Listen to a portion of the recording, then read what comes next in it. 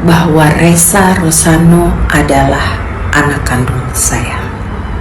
Keinginan Ressa usai Denada akui dirinya sebagai anak kandung, ingin panggil ibu dan cium kaki. Ressa Rizky Rosano kini tampaknya lega setelah statusnya sebagai anak kandung dari penyanyi Denada telah diakui. Bukan menuntut materi atau popularitas, Ressa justru memiliki satu permintaan dari hati yang dalam untuk ibu kandungnya. Beberapa jam sebelum pengakuan Denada lewat akun media sosialnya, Ressa sempat menceritakan kembali isi hatinya saat hadir di salah satu stasiun TV, Senin, 2 Februari 2026. Sambil menahan isak tangis, ia mengungkapkan satu-satunya keinginan yang selama ini ia pendam yakni pengakuan dan kasih sayang seorang ibu.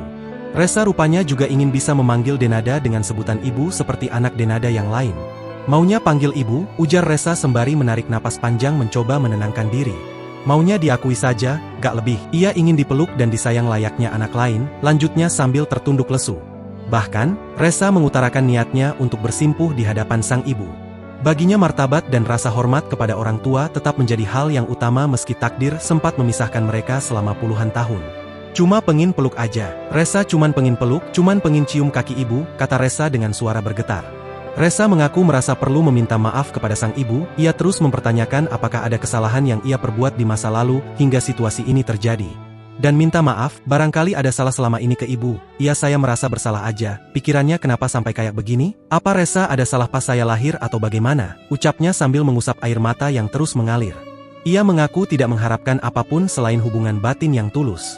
Pernyataan Ressa itu, jelas membuat pembawa acara bingung bukan main. Ressa dinilai tak perlu meminta maaf kepada Denada, sebab publik tahu selama ini dirinya lah yang ditelantarkan oleh Denada dan keluarga kandungnya.